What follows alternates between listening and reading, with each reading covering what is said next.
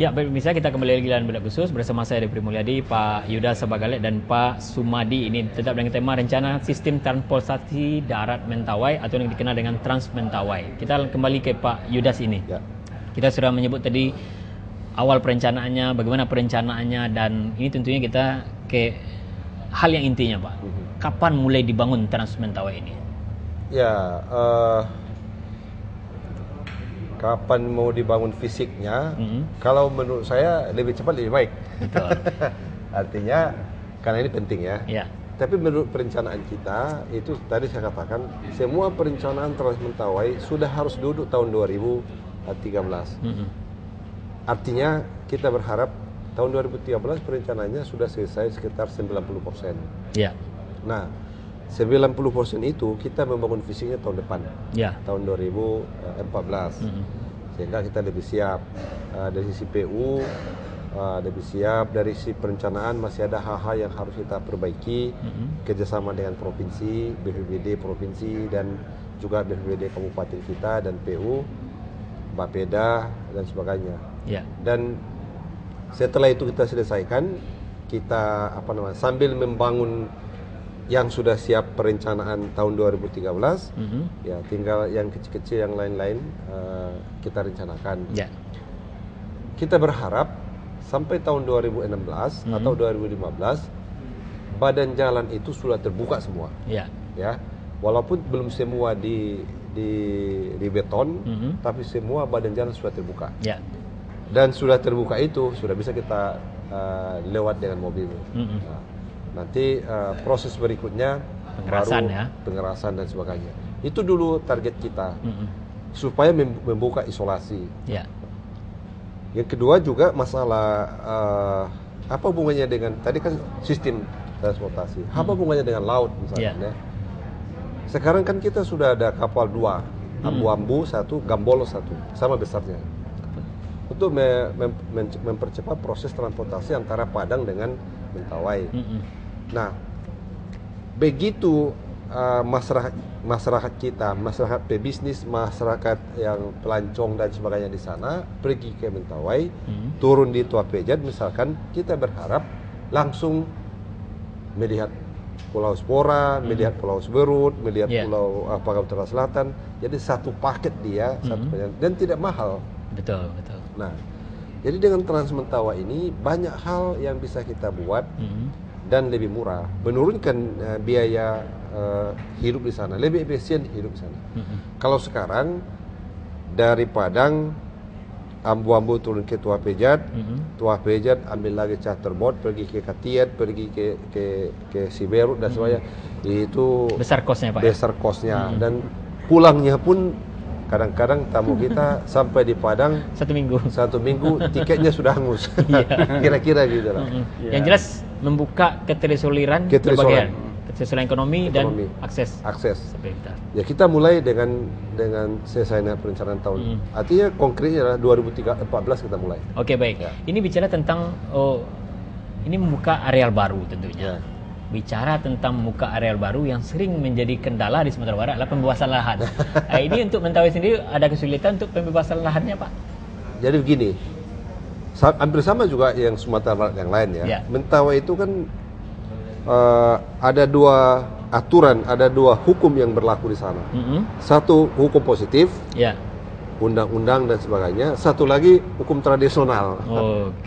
Ya, artinya dari sisi kita, masyarakat Mentawai sangat welcome untuk membebaskan lahan. Yang agak kesulitan adalah soal hukum positif.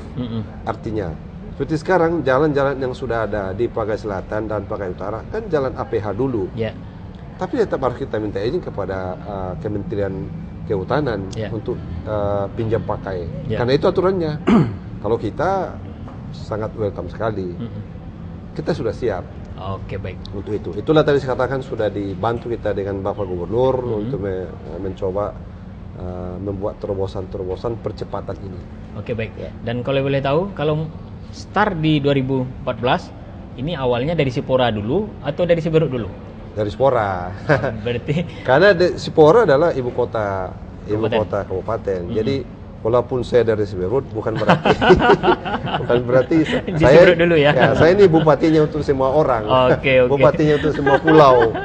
Jadi awalnya tetap dari Sipora. Karena ibu kota kabupaten. Oke, baik. Berarti berawal dari Sipora dan berujung di Siberut nantinya tentunya. Siberut dan Sekakap. Oke, baik. Dan ini tentunya kita berharap ini akan berjalan dengan lancar nih Pak Trans Mentawai, dan mudah-mudahan ini tujuannya adalah untuk peningkatan berbagai hal. Betul. Kesejahteraan ekonomi maupun membuka akses ke ketersuluran di Mentawai sendiri. Bicara tentang hal lain ini, bicara tentang pembangunan juga. Nah, ini pasca dilantik tentunya ada program strategis lain selain Trans Mentawai tadi. Ini selama 1 tahun kepemimpinan dan di tahun 2013 ini apa yang akan dilakukan oleh pasangan dan bersama infrastruktur dinas-dinas yang ada, apa yang akan dilakukan oleh Bupati dan jajarannya? Yang kita sudah lakukan 1 tahun ini, yang pertama adalah pembinaan internal. Jadi saya terus terang agak tersita waktu saya di situ juga pembinaan internal. Internal dalam konteks birokrasi. Ya, kita sekarang sudah mulai kita benahi dari sisi administrasinya, dari sisi aturannya, dari sisi dasar hukumnya. Jadi kita bertindak berdasarkan aturan-aturan yang berlaku. Betul. Kita kan juga daerah-daerah walaupun jauh, jadi kita mencoba untuk menerjemahkan aturan-aturan itu. Dan saya berterima kasih kepada instansi vertikal kita di sana, itu sangat mendukung kita, para penegak hukum di sana. Kita bersama-sama.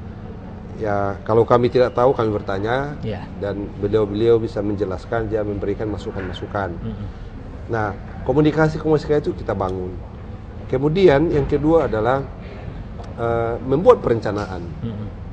Jadi hampir semua, bukan hampir semua, selama ini kita berbuat itu kan, kalau boleh saya katakan perencanaannya kurang begitu duduk itu kan. Kalau boleh saya katakan adalah perencanaan kita bekerja di sana kan, istilahnya kan bilo takana buye, iya kan? Tidak didasari oleh perencanaan yang matang. Jadi kita buat di situ sudah terakomodir persoalan, sudah terpecahkan persoalan melalui perencanaan.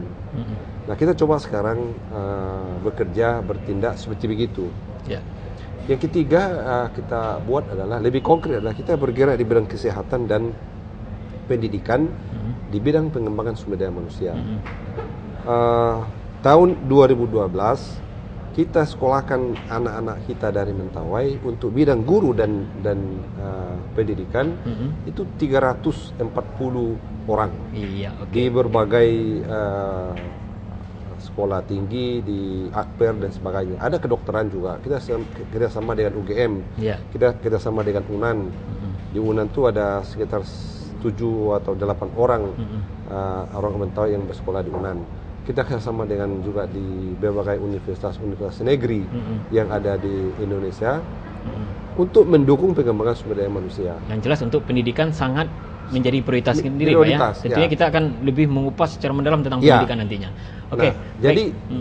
Jadi maksud saya adalah kita bicara kesehatan pendidikan pun, kalau tidak ada akses jalan juga menjadi buntu. Oke, baik. Ke sana larinya semua. Untuk pembangunan konsep ibu kota kabupaten sendiri seperti apa, Pak? Nah, apakah ada tambahan pembangunan tahun ini? Jadi konsep pembangunan ibu kota kabupaten sekarang kan sudah mulai membenahi diri juga. Yang pertama adalah kita membuat jaringan jalan di ibu kota kabupaten, supaya nampak dia itu bukan, jangan satu garis saja kan gitu. Betul. Nampak di ibu kota kabupaten. Yang kedua, pertumbuhan penduduk sekarang kan semakin baik, semakin banyak pertumbuhan penduduk. Itu desakan-desakan pertumbuhan penduduk di kabupaten, di ibu kota kabupaten juga membuat kita untuk memperpanjang jalan, bahu jalan, drainase dan sebagainya. Oke. Itu. Kita ke Pak Asmadi ini tentang pengembangan ibu kota kabupaten, apakah sudah mulai membangun dan bagaimana dengan 2013-nya di VU sendiri untuk pengembangan ibu kota kabupaten sendiri, Pak? Ya, di dalam implementasinya kita sudah menyiapkan perencanaan menyangkut pembenahan untuk kota, yaitu kota Tua Pejat. Nah, di Tua Pejat sendiri infrastruktur jalan itu sudah dibangun.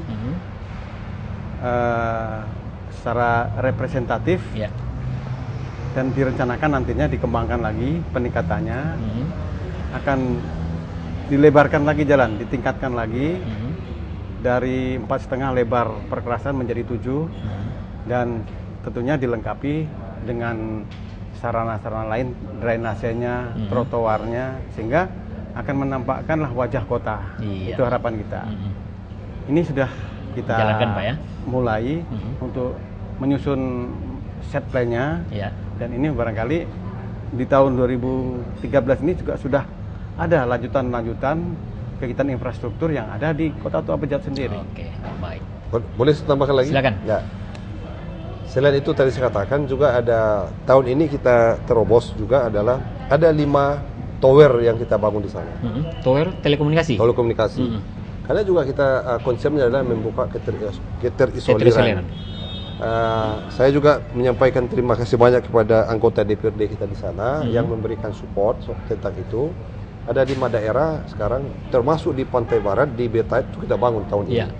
Dan itu menjadi suatu modal kita untuk membangun komunikasi, mempercepat proses. Yang kedua, untuk Pantai Barat sendiri, kita akan memberikan treatment khusus.